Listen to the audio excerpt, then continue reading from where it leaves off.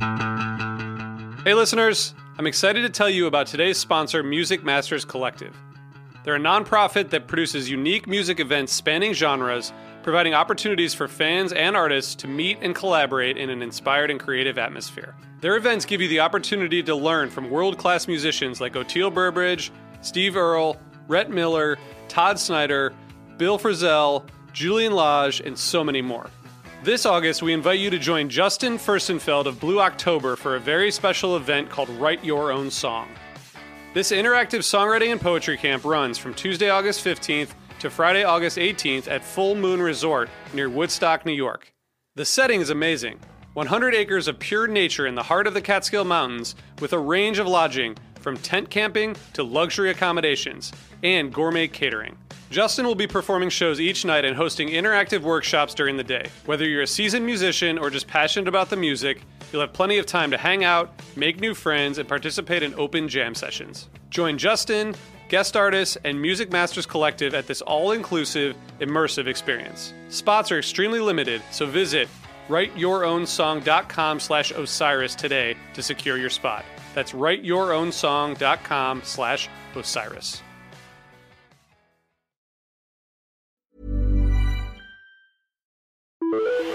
Osiris. I mean, I was jovial because I was saying to myself, look at these great, civil rights leaders that sort of haunt you. You think about them all the time. Because I do think about the history of the South constantly. Because I don't know, I'm from a lot of generations in the South, and there's a lot, you know what I mean? And there's a lot of things in our past.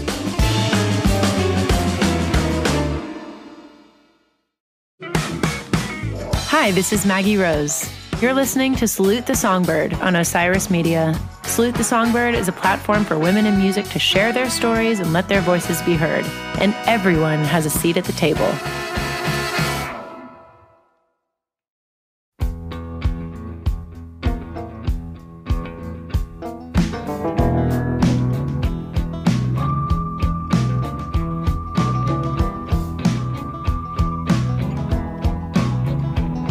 Behind a checkered truck, my baby's sleeping in the back, driving out the demons as the feathers blow on past, burning up the sky as crackers in the summertime, dwelling on a cage while life flies by. Roll, Jordan, roll, roll, Jordan, roll, roll, Jordan, roll.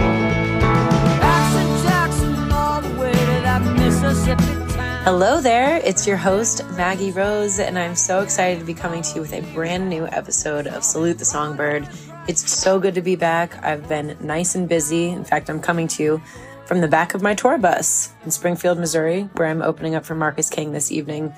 But let's get to this wonderful episode because I'm interviewing the one and only Amy Ray, who's a groundbreaking artist whose songwriting threads personal storytelling with observation of our collective history.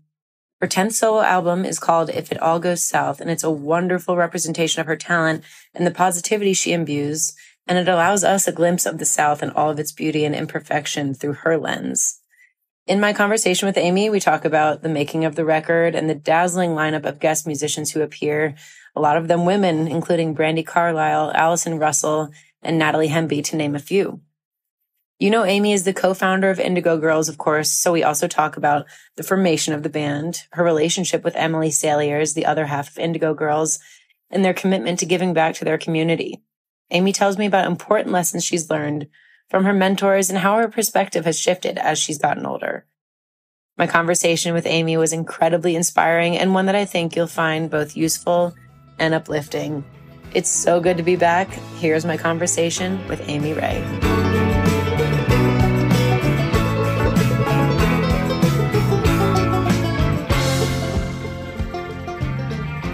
How you doing? Hey, I'm good. How are you? Your newest record is so great. I was listening to it because I just wanted to, figure out what's going on with you right now. And yeah, it's ever changing, as you know. Yeah. But isn't that what being a human is? Yeah.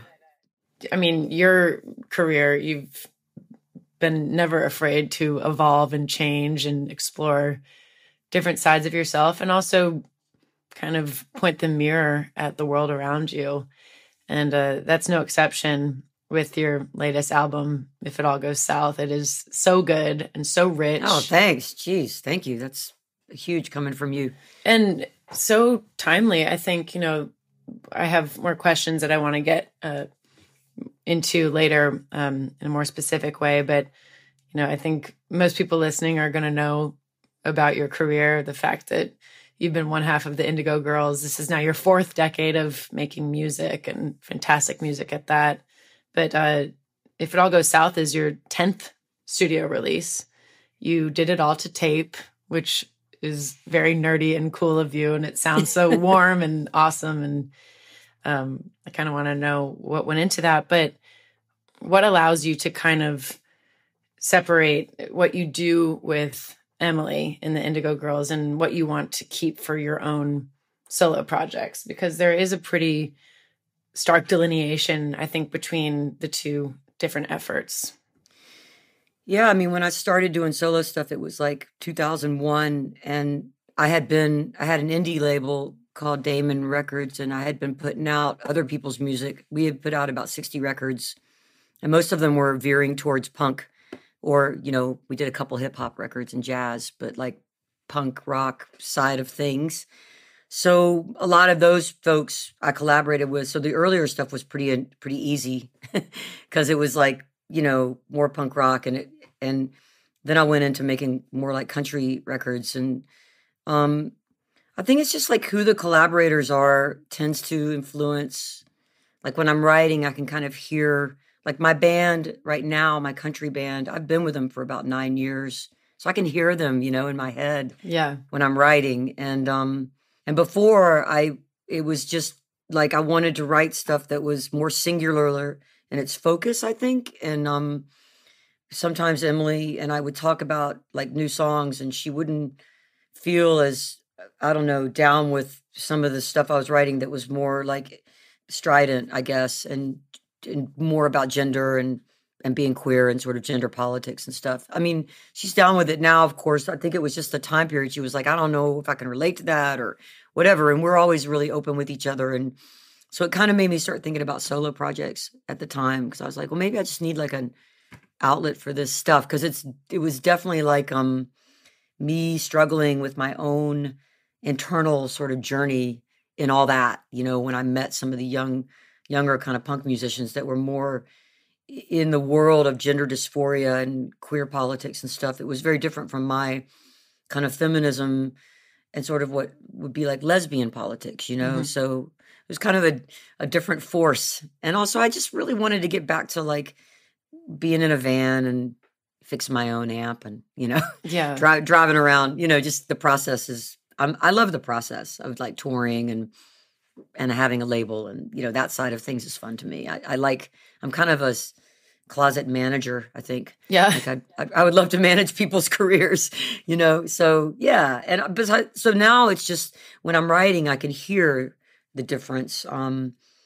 There are some songs that could go either way, I guess, but I usually hear my band in my head, or I hear Emily, singing or playing guitar. Yeah. So it's an inspiration thing, just like a muse.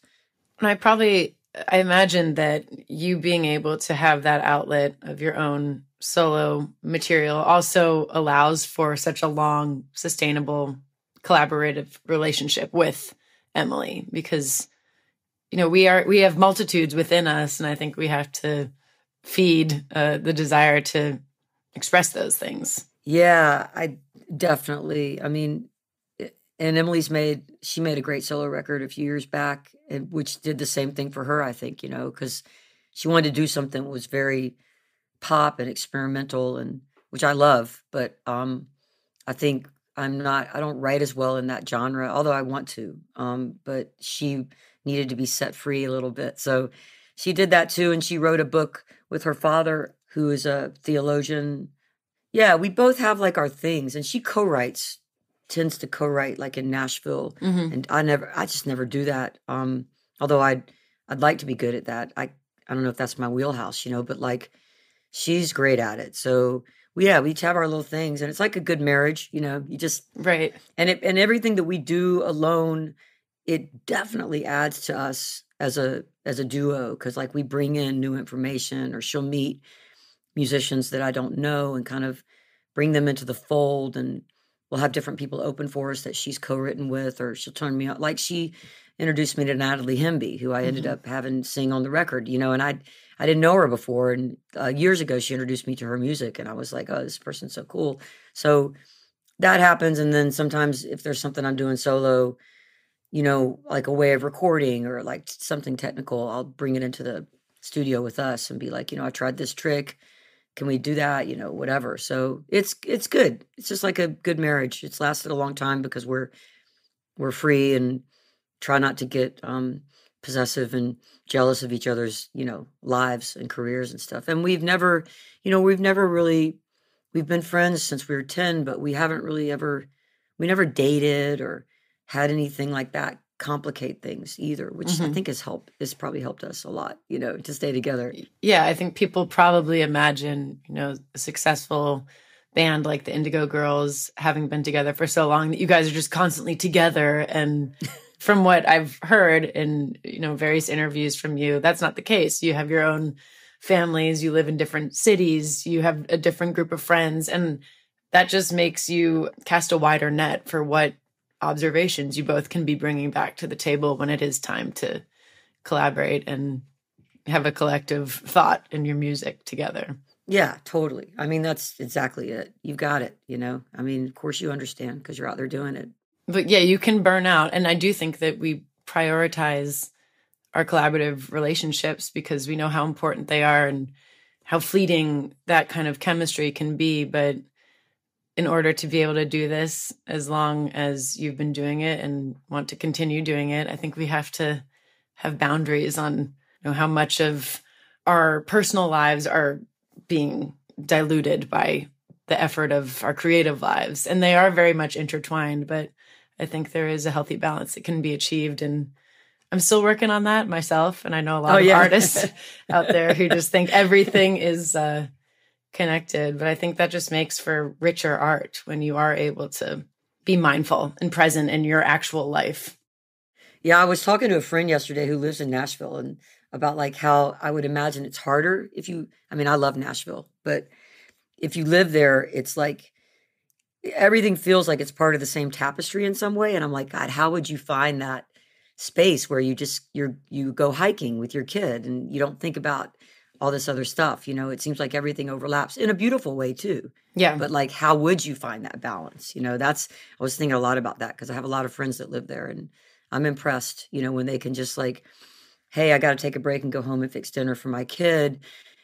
And they can compartmentalize and keep a balance, but still be in it, wherever they are, which I've learned from watching, actually. That is one thing about the culture here that I've learned. I've lived here for 15 years and been able to work in other cities, and we work smarter, not harder, I think. I mean, people do have a home life and get home for dinner, and that is something that I think is still prioritized and made time for, but it's eroding a little bit. That environment is starting to slip away a little bit here just because it's becoming a busier town. And I also think just with the demand on artists to be performative and always visible is making for a little bit of a dilution of just quality time with ourselves and our thoughts. And we have to be wholehearted people to make wholehearted music. So kudos to you for creating that for your family.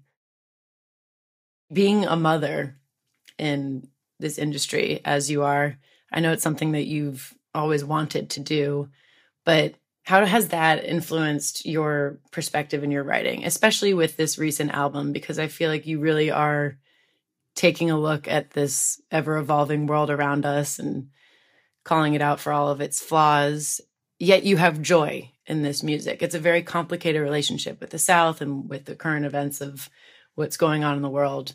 How does your perspective as a mother factor into your hopelessness or hope-filled idea of it all? Well, you relive it. Like you relive a lot of things with your kid because they're asking you questions all the time, you know? So you're relitigating and rekindling sort of curiosity about why things are, and because you have to answer these questions in some way, you know, and sometimes they're really deep. Like, you know, when I look at the stars, my stomach feels weird. You know, why is that? Well, oh my gosh, that just gave me goosebumps. I'm like, it's infinity, actually. Makes you feel funny, you know? And also just like thinking about, she's, you know, a 9-year-old girl, and I want her to be able to be whatever she wants to be. So you think, I mean, you just think about that, you know, and she's just confronting, you know, what is racism? What, you know, she hears all these things. Why do people get killed at school? You know, just really big things. And so I think for me, it just gets into your head, and it comes out in your writing in some way. You know, maybe it's just images, or maybe it's one line in a song, or maybe like she's the reason I start the song, or you know, I see her as a metaphor for something. So it's just there. It's just part of your life so much that it's just in it, you know? I mean, I don't spend a lot of time, like, I'm not one of those people that wants to write a lot of songs specifically about her or for her, but things happen. I just let things happen. And so like when I started this song called From This Room on If It All Goes South. Such a good song. It was kind of like a love song to my friends on the road, you know, and how I knew what they were experiencing, and just a few people I knew that were having trouble, right? And I didn't ever finish it. And then I finished it for this record, and it sort of became more of a song towards the end of the song to my kid, you know, for like when she gets older, the things that I would want to say to her, you know, when I'm gone, because I'm an older parent. So she's going to be, you know, learning a lot of things later, and I won't be around to be, you know, talking to her about it. So I keep like a diary to her, and then sometimes things like I'll be writing a song and something will enter into it. So that happens. And I think like time management changes, obviously. so you end up writing in shorter increments sometimes. Although I have a partner who's Carrie, she's amazing, and she's a filmmaker, and so she's pretty busy too. But you know, she does a lot of the heavy lifting when I'm on the road. You know what I mean? But I go out for a couple of weeks at a time, and sometimes longer right now because we're making up for all the COVID cancellations. But, you know, she helps a lot. So life just becomes a different way of organizing, you know? And so, like you said, you have to be good at like work smarter and not harder sometimes, like just good with your time. Anyone can sing this song. It's been written a million times, where we watch our life unfold, and the love comes down the line.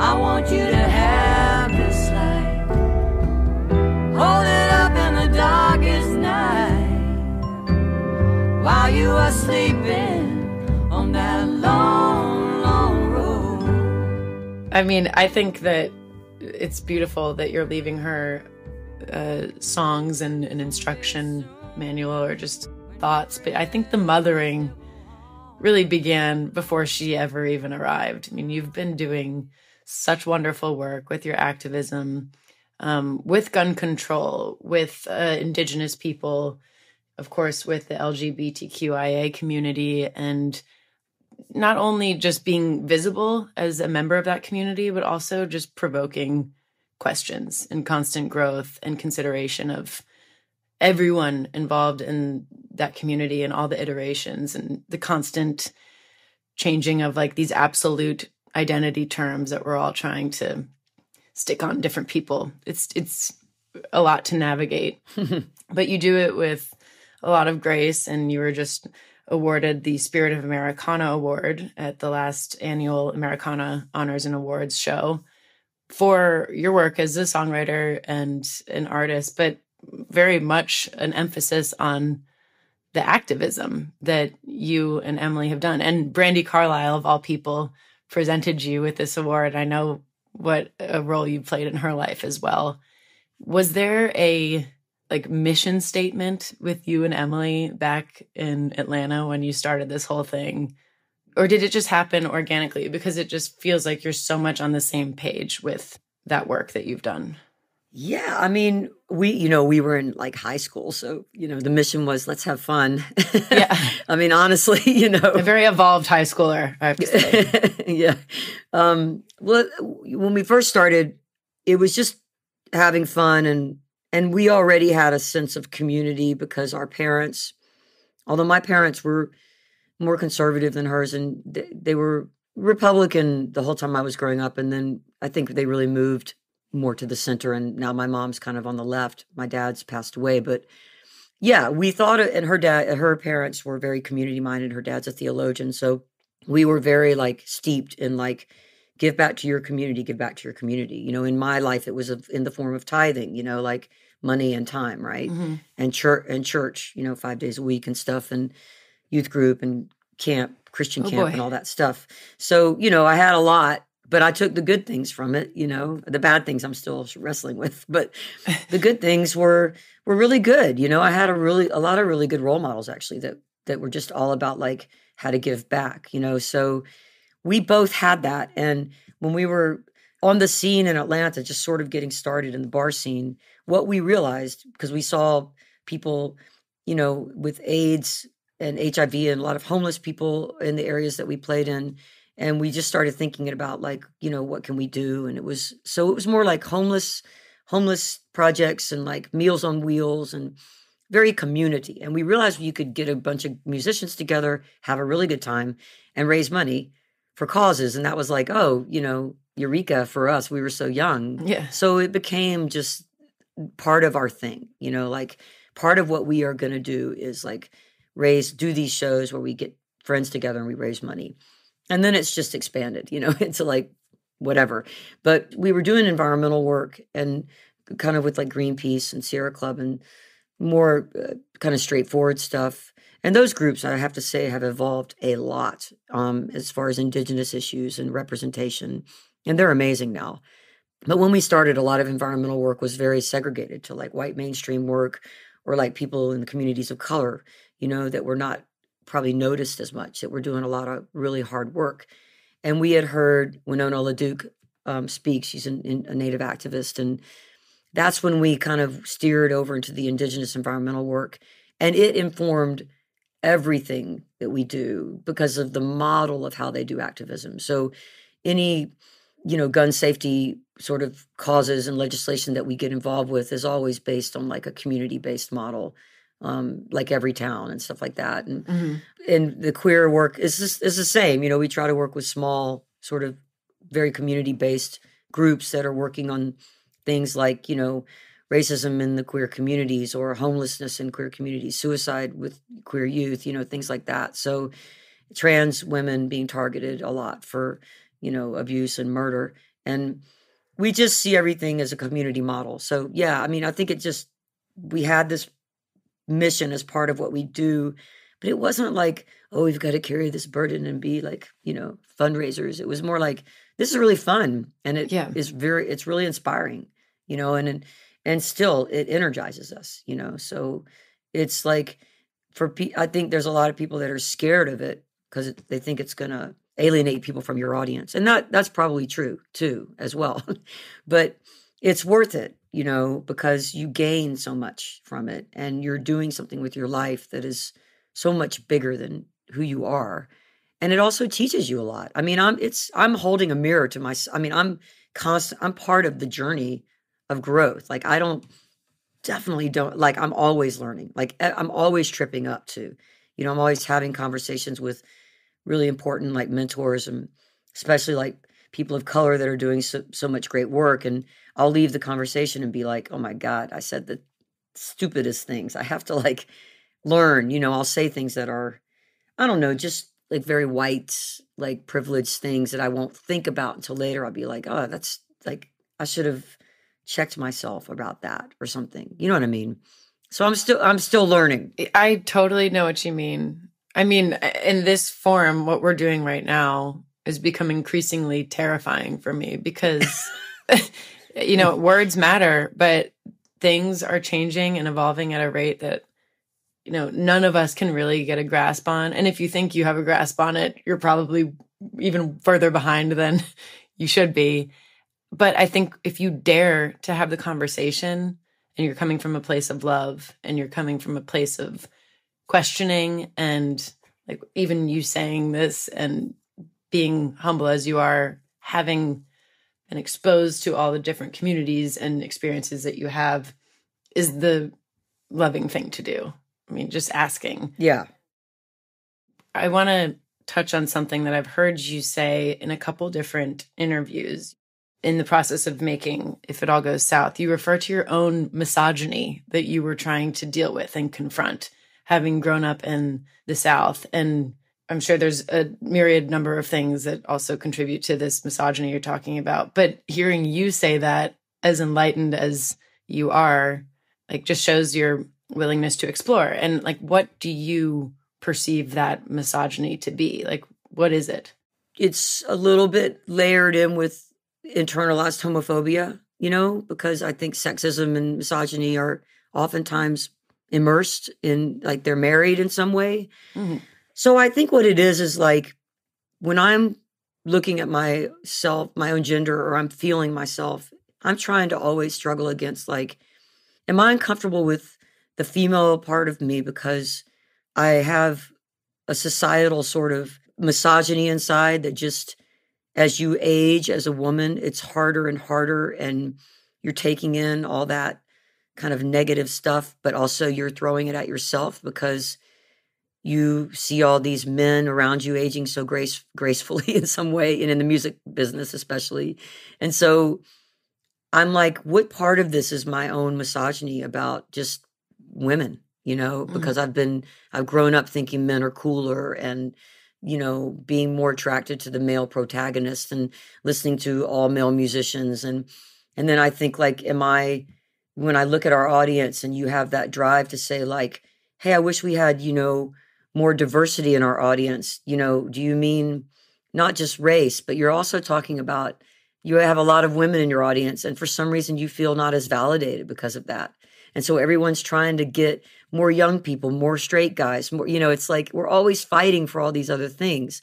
And I'm always just questioning that, you know, like, why is that touch on that part of my ego, you know? And I think it's just some really just like I have an underlying level of racism from growing up. We all probably do in the United States, you know? And it's like, I have this base level of misogyny too, I'm sure, you know? And so I have to try to separate that from, like, my own just reality of being kind of a masculine female and my own sort of gender dysphoria growing up, and figure out, like, you know, and I don't overthink it, because if you dwell on yourself for that long, you're just like self-involved. But I know that I can see the misogyny come out, you know, and I fight, like, I remember Kathleen Hanna used to say, like, you know, when you're interviewed and they're asking you, like, what your favorite records are, you're apt to, like, throw out all these male bands, right? Because it's what you know and what you're conditioned to know and what's archived, right? In the classics, right? Especially in my age group, you know, like in the 50s, growing up, I'm 58. So, like, a lot of, like, the Rolling Stone type stuff, it was very male oriented. So the things I go to are male, right? But if you make a list of the records that you really love and you try to keep that, like, remember that, you'll throw out women too in the conversation. Because you do have these records that you love by women, but they don't come to your mind first because we're conditioned in this certain way.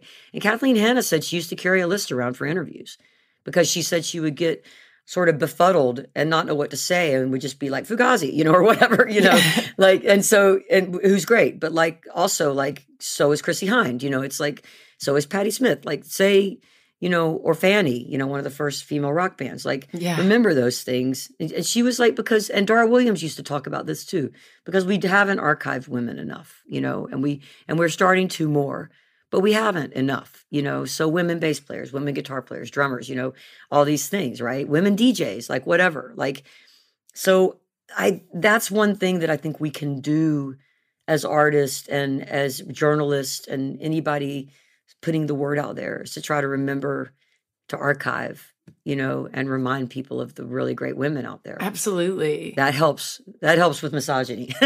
There's also just that, like, you're on the spot, need to answer who your influences are, and you want to be, you know, validated and show that you're here to play, and you're like Bob Dylan, and the Beatles, the Stones. Like, I'm cool. I know good American music, but they should be rolling off of our tongue more easily. Like Joni Mitchell. I mean, she's the queen. We all love her, but like still the level of reverence that she should be getting should be right there with Bob Dylan.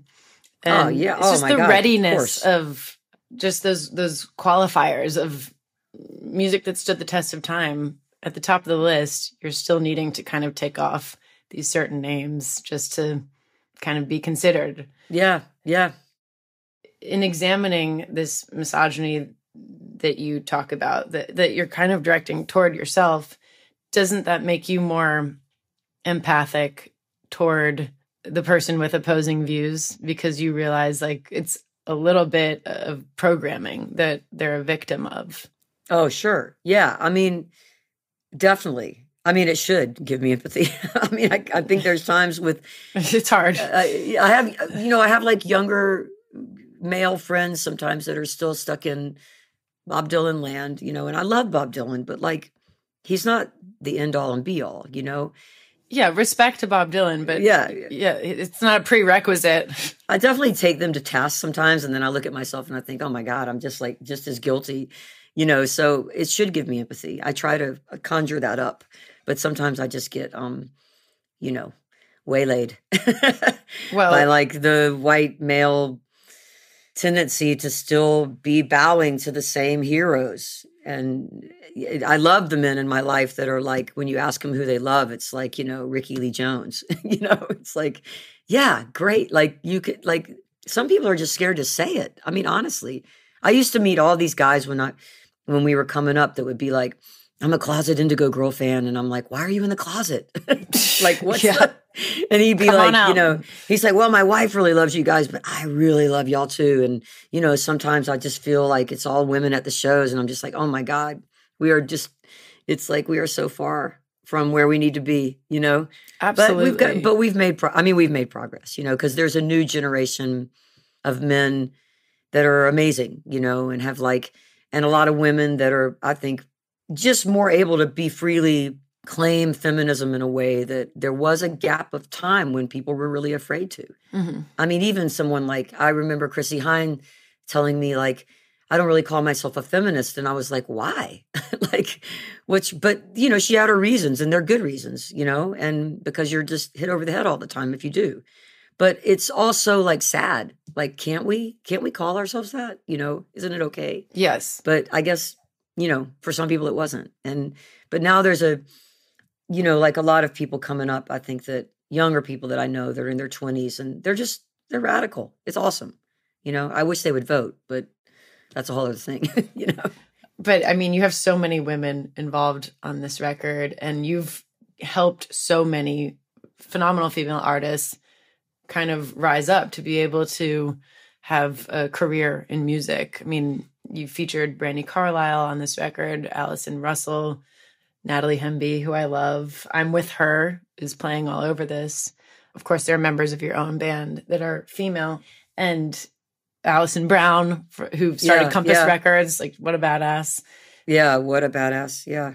Although having said that, my touring band is all guys, which my friends are always like, yeah, that's pretty weird, Amy, that you have I'm like, why? It's like, these are the people I play with. Like, it's not, they're all good people. I'm not going to like do something just for the sake of it. My idea is that you want everybody to have the same opportunities. So I'm like all about women musicians all the time. And it just happened this way. And it's like, it's just funny to me because I'm like, okay, guys, we have to have, because one thing when I went to make this record is I called Sound Emporium in Nashville, and I was like, I want a female assist engineer because it's all guys, and we have to have more women in this project.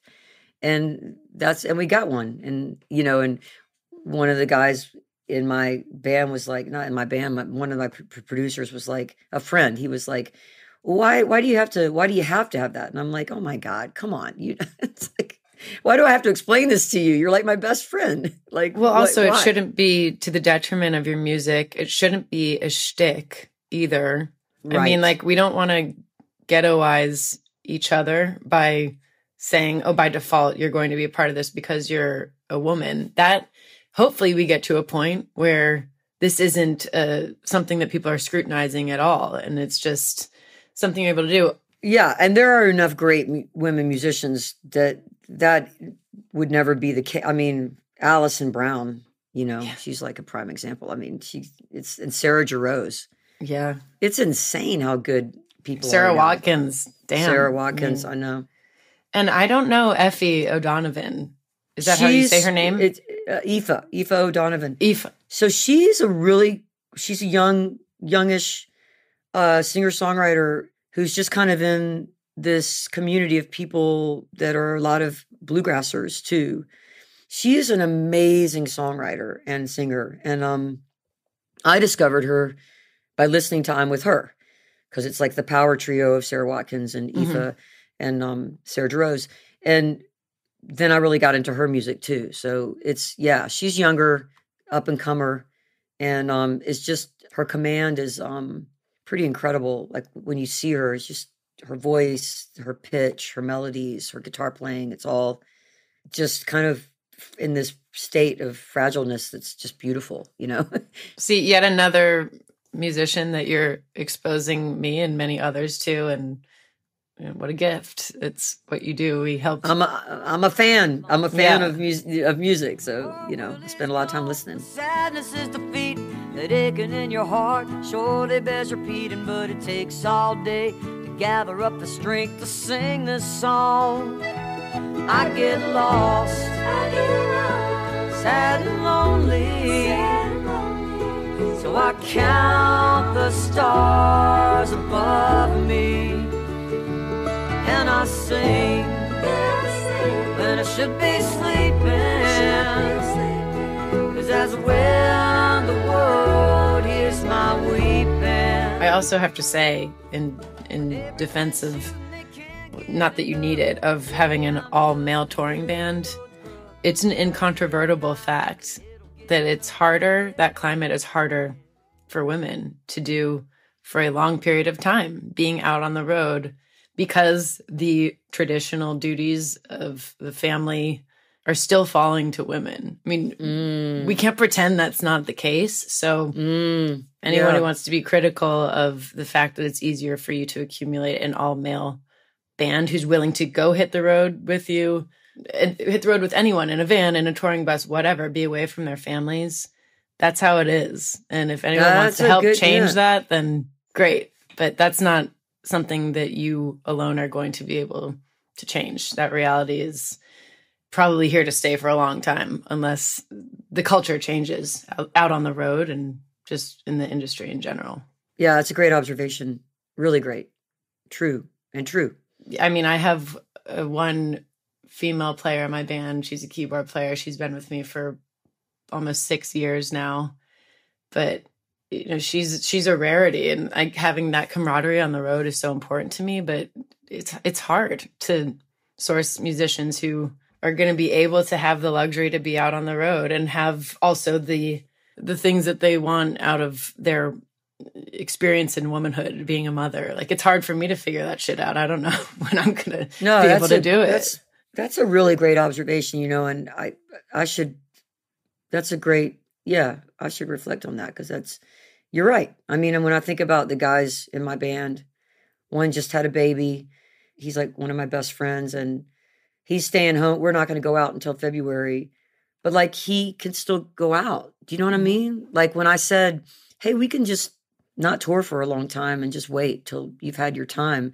He's like, no, I told Tekla, his wife, who's also a musician, that I would need to, go out and work. And she's so supportive. And it is still, there's no fault in that arrangement, but it still is, you're right. We kind of tend to this, well, it's because the moms are nursing and, or if they're not doing that, they're the main caregiver often, Right. And so it's very complicated. Yeah. Because my partner is also allowing me to be able to go do that, Right. And it's like, you fall into these roles.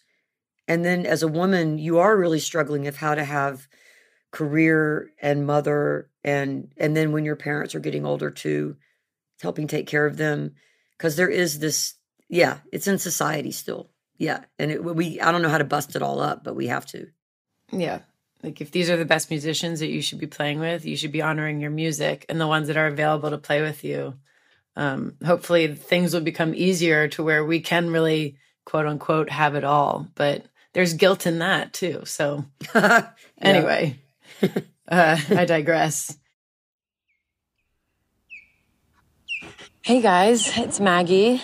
I hope you had a wonderful 4th of July holiday. And I'm so glad that we're back with new episodes of Salute the Songbird, and especially with this conversation with Amy Ray, which I found to be so enlightening and inspiring. It definitely sent me on a bit of a self-exploration as well, because she's someone who's so thoughtful and self-aware, yet she concedes to having these feelings of internalized homophobia, misogyny.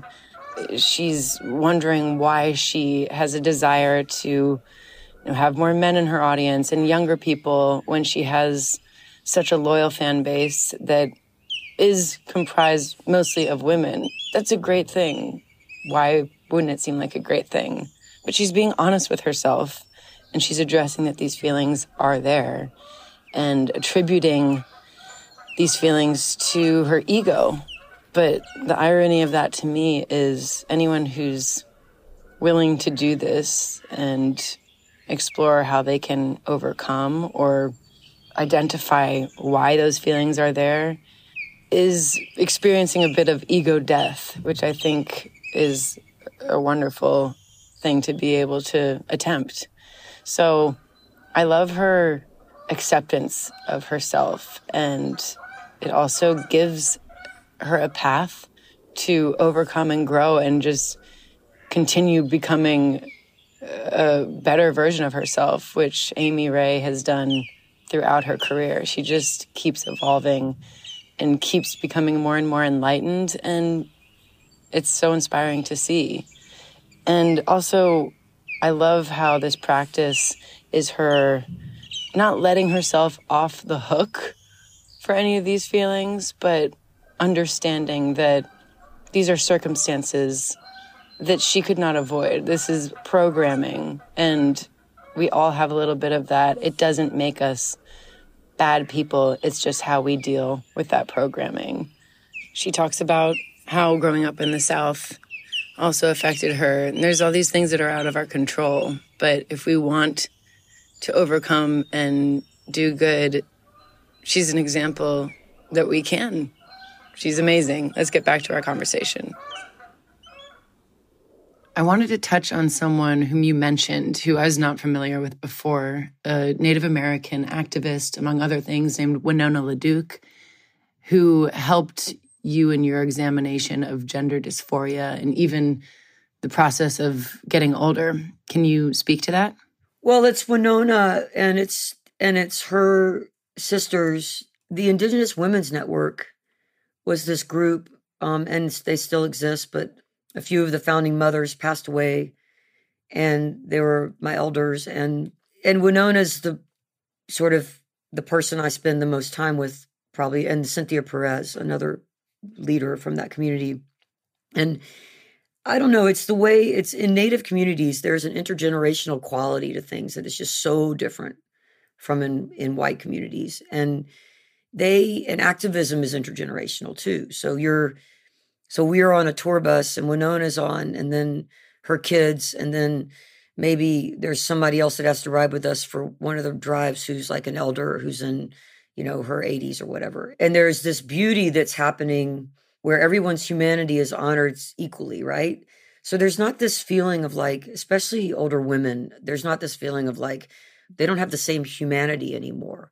They don't have, passion and sensuality and knowledge and, anything. And they're not as relevant, In the Native communities that I've been in, there is just a difference with how you look at older folks, men and women, but women especially. And there's a beauty in aging that honors you as you age.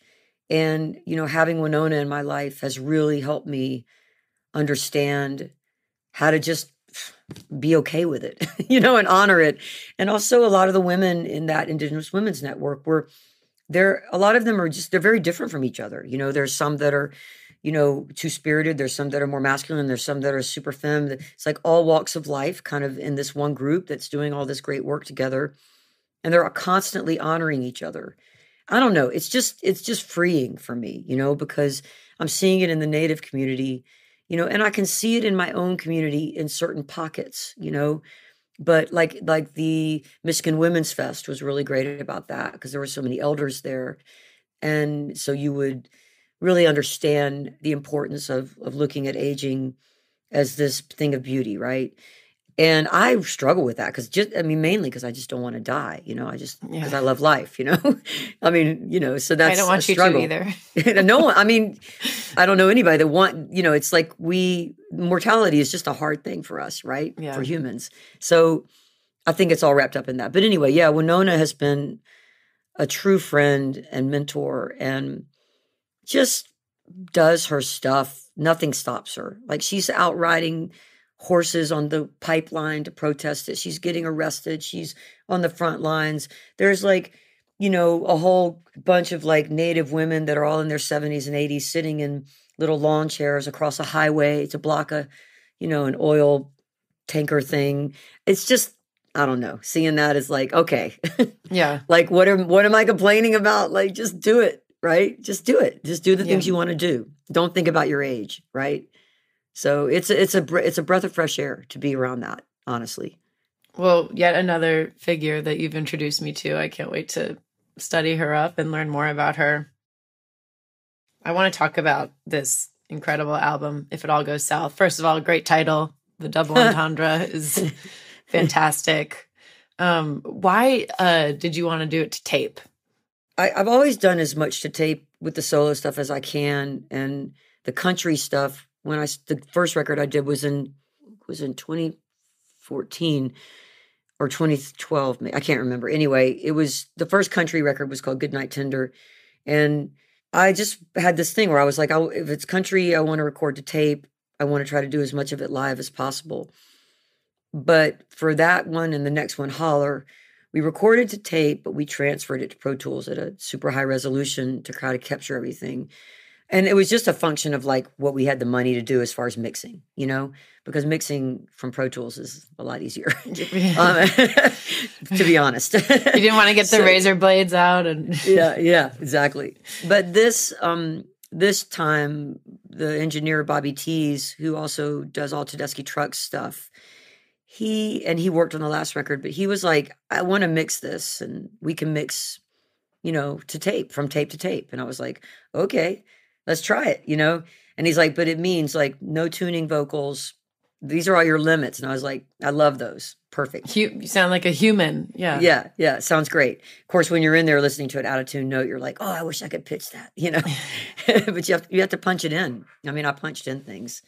But so it was just because we wanted to do the whole thing like tape, like, you know, just like master it from the half inch and you know, cut the lacquer from that and all that stuff. So we did all that, and so the records won't come out till the winter because, as you know, there's not enough record pressing places. Oh my God. That's an industry to get involved in. Yeah. Anyone listening who wants to help musicians get their vinyl on time. I ordered my replacement like 7 months ago. I'm still waiting. Oh, really? Okay. Yeah. Woman only record pressing plant. Let's go. Good. Like, yeah. Yeah, no. So that's it. Just love the process, the warmth of it. I like the visceral quality of the tape and how you can really see where everything it's, you know, you can see it. It's 2-inch, 24 tracks and they're all on the tape. You can watch them go by, you know. I love that. It's cool. And also I like the limitation of it too, you know, because it's exciting, you know, like we would have like a song where we would do everything live and the string section would be playing and Gabe Dixon would be out there conducting and playing keys and then someone else playing piano too and everything going at once, right? And it's just like everybody's excited. So the song, that's cool. You know, so it turns out better because you're all excited about it. And you had Gabe Dixon on it, who's part of Tedeschi Trucks band, and what an incredible player. And the urgency that you create by having a live tracking session going down on tape, it really is like the most alive you can feel in that moment. You're not thinking about the future or the past. And that's one of those rare moments of creating something that really puts you in that moment. Like, this is your chance. And just like the camaraderie between everyone in the room, and the fact that you all need to be, living and dying by each other's playing is exciting. If you pull it off, which you did. You got to be supportive of each other, because if you start being mean or calling somebody out for making mistakes and ruining the take, that dark cloud rolls in fast. Yeah. And the next take you're scring up. So, yeah, exactly. And that dark cloud does roll in fast. I've had it. Right. I've made it. I've made There's a lesson in humility. Right there. Jackson, all the way to that Mississippi town. When Medgar Rivers haunts me, I swear he follows me around. I saw him riding with Christ Calvary and the horses and the pounds, singing joy is our victory at the revival picnic ground. And there is our sting to be found. I mean, I was jovial because I was saying to myself, look at these great civil rights leaders that sort of haunt you. You think about them all the time, because I do think about the history of the South constantly, because I don't know, I'm just I'm from a lot of generations in the South, and there's a lot, you know what I mean? And there's a lot of things in our past so that I know about. So I just think about it a lot. So yeah, but I was I guess it was at a gig, and I was like, God, why am I so down and sad and cynical and negative, when I have such a great life. And I was just thinking about the people that I really respect that can be so positive in the face of struggle and stuff. Right. So I was like, get on the joy train, basically to myself. And, then there was a lot of different songs in there, and I just pieced them all together, which happens I sometimes. loved it. I mean, it was a great history lesson as well, but you're right. I mean, these people made the choice, and they really had no reason to make a choice to see the bright side of things and hope for change. Yeah, and then you got Alison Brown. She brings joy. That banjo playing that she does is something that you kind of can't help but smile about, because it's so whoa. How did she do that? It just makes you on your toes, when you're listening. Absolutely. And she, I think, is someone who sees how broken this industry is, and yet she's going to try and help other artists get heard. And bluegrass is the genre she rallies around. But Sarah Watkins, all the people that she's helped out. Yeah, yeah. She's someone who who chooses to see that silver lining too. Yeah, she's awesome. You talk about just all the relics of the South and how you have been thinking about them. And the South really can be a personification for so many people who are trying to rid themselves of the vestiges of racism and all the problems we have. That song that you invited Allison Russell to sing with you, Tear It Down, talks about all these Southern monuments that we see just kind of in our daily lives and just how harmful they are. Why did you want to reach out to Allison in particular for this collaboration? Well, it's interesting because I had recorded that song and put it out during the pandemic with just me for a group called Project South out of Florence, Alabama, that was doing a really cool kind of dismantling racism sort of program. And part of it was trying to get this monument relocated in downtown Florence. And I know the one. There you okay, because you've recorded in that area. So yeah. Mm-hmm. So I did that and I put it out. But then I was in Mexico when we were having that Brandy's festival or whatever, and Allison was playing, and I was watching her, and I was like, oh man, I gotta redo that song and have Allison, because it needs to have her voice. I just, that's just what I felt. So I did. And I asked her. She's pretty undeniable. Yeah. Yeah. She's just, she's awesome. She's awesome. Tell me if I'm wrong. You redid two songs, They Won't Have Me, which was originally from Despite Our Differences in 2006. Mm-hmm. Yep. And then you also redid Chuck Will's Widow from your last album, Holler. Actually, Chuck Will's Widow was another single I put out in the pandemic. So it wasn't on Holler. It was just a song that my band and I were just like trying to do something together through email. So and those songs are started out digital and we transferred them to tape. But Chuck Will's Tear It Down. Oh, and another song, Muscadine, I did during the pandemic. But They Won't Have Me. It's all kind of, it was an Indigo Girls song, and I just covered it. We covered it, and then and Chuck Will's Widow. We did it just for fun during the pandemic, but I didn't totally love how we played it. So I was thinking about what needed to change, and I guess I had been listening to I'm With Her or something. And I was like, oh God, that's the band that can make it happen. So I just asked them to, Yeah, they were cooking on it. Yeah. It was awesome.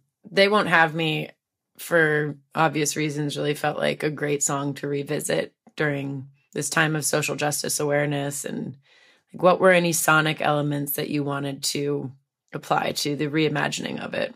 As a band, we were just thinking about like, I wanted to pull out a little bit more of the strident kind of apocalyptic feel for me, of like sort of I think we start out, sort of pastoral, obviously, with like this kind of almost Ren Fair sort of vibe, like Led Zeppelin in the 70s or something.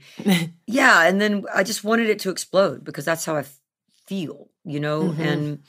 and I feel this sense of desperation about it, honestly, and sort of panic in a way. Yeah. Because I live in the country. I've lived in the woods for 30 years now, and I am a country person. I like the woods. And I just always come back to this idea that no one can own a place to live. Like, you can't just be driven out of somewhere because you don't agree with each other on either side. I wouldn't want, a Republican friend feeling like they can't live in a neighborhood because there's a bunch of Stacey Abrams signs everywhere. Right. I want everyone to feel like they can live where they want to live. And I really have a desperation about that sometimes, because I'm just like, why does it have to be like this? Like, I'll be the first one to give back to this community, Yeah. Like, I'll always do that. And I'll always honor everybody else's contributions and who they are and in this community and kind of how hard they work and stuff like that. I'm never, it just feels like, why would it come down to this? And I think it's because we've just been divided by just, the power brokers, Yeah. who want money and who want power, and they divide everybody else to get it. That might be why you have a tendency to work like with your activism more on a community-based level, because then you can get your fissures into like what's really going on instead of trying to do some huge global effort, even though those are worthy. It's just, this is the community you live in, and you can reach out to people right there. It takes both. And even people that do global work, they're doing it through local, if they're effective. Right. They're doing it through a local dialogue. Holding hands with girls down the streets and avenues. Make it count in the music bit, and that's what you did. But me, I am still wondering, 'cause I crave the try, can't shake it from my mind. You saw me this time, you saw me every time. Of course, you're honoring Rita Houston, whom I never had the privilege of meeting, but I can't even number the amount of people and friends of mine who have been touched by this person, Rita Houston. And That's cool. I know that she had played a big role in your career and a big role in Brandy's. Just anything that you would like to say about that collaboration and honoring her? Rita was like one of the most important people in the music community that I knew, and for her honesty and professionalism and support of queer artists in the way of like just looking at them as artists, and not, and just seeing the full humanity of everybody that she worked with, no matter who they were. And so I think that's hard to do in radio, because you always have this sense that everybody wants something from you. They want their song played. They want their song played, and you're just like this person that either can or can't, right? Right. And she didn't operate that way. She wasn't scared to say it's not fitting in right now, or it's great. Either one. That didn't affect her relationship with you as an artist. It was like you still felt good about what you do, and I think that's a beautiful thing, So, and she just got everybody excited about new music all the time and could just, inspire people, right? And then she was just so active and always going to hear things and always like trying to get the station to evolve in certain ways. And I don't know, just that was a joyful person. Yeah. Like so full of life that it was inspiring to me. So, and she helped Brandy a lot. And Brandy was one of her favorite musicians. So yeah, so I asked Brandy to sing on the song because I just was like, this is for Rita, and of course Brandy loved Rita, so she did it. That one was digital and we transferred it into the tape session, which is a bear to do, but worth it because I sent it to her and she did like 10 million vocals. It was like a Brandy chorus, I'd love to just hear those files. No, I'm going to definitely make like yeah. I have a stem of it. I have to get her permission because I was going to release it like on, SoundCloud or something, because it's really cool and beautiful. Yeah. And kind of crazy. Well, I would love to hear what you do with that. And what a great tribute to someone who's really helped cultivate seemingly so many musicians and had a strong sense of self, even, in all the gray areas that, we can categorize ourselves in. Yeah. Yeah, that's a good way to put it. That's Rita. She seemed pretty badass. I wish I had met her. But you are badass, and I really appreciate you taking the time to talk to me. I hope we get to meet each other soon and work together soon. I want to see you play. I mean, I sing and play. I love the kind of music that you're into right now because that country soul thing, it's like that Dusty Springfield. I mean, I'm not just like saying this, like the production too is like, whoa, it's just the whole thing is just great to listen to. Thank you.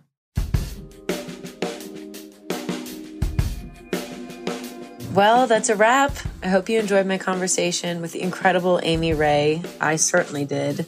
Make sure to keep up with her on her socials at Amy Ray Music. Go check out her incredible album, If It All Goes South, and go out and see the Indigo Girls on the road.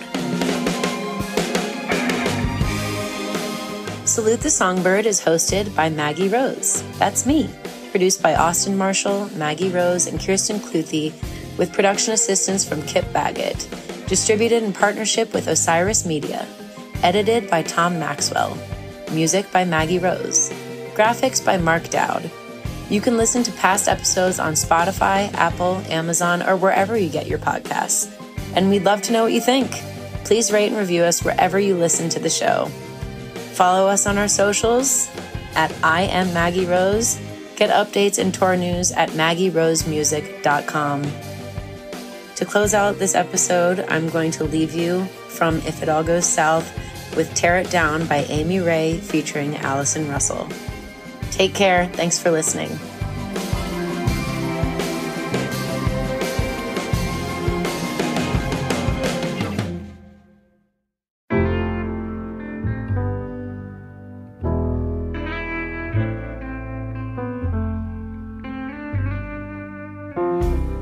I miss the old ways, but not like that. Dog whistling fool of a king.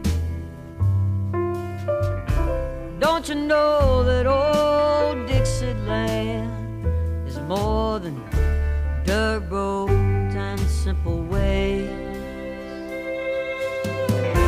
Tear it down.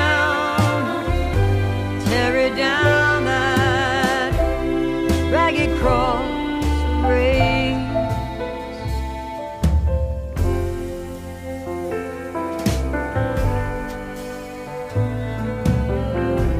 I don't guess that we deserve all this beauty and the light. The way the firefly returns in June. Dusk sings her lullaby. All the lives that fertilized and the manifested hand. The human bondage that provides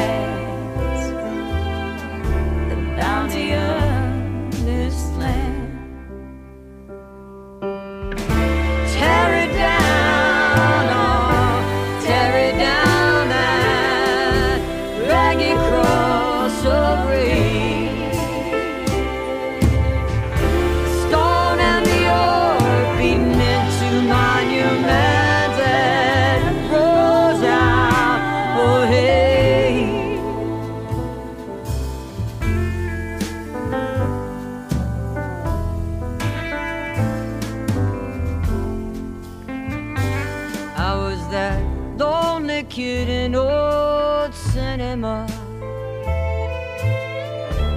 watching Gone with the Wind.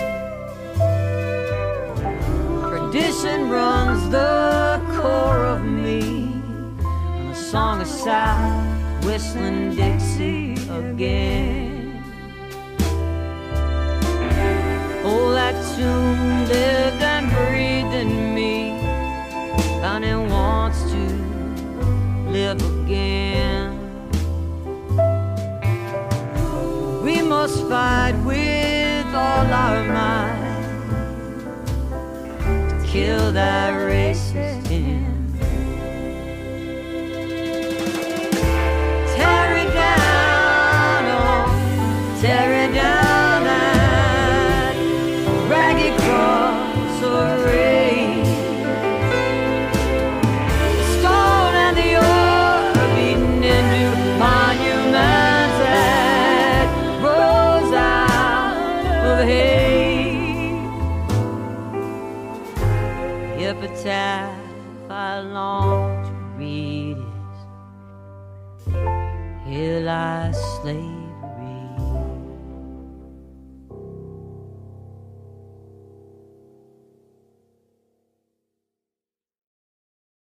Osiris.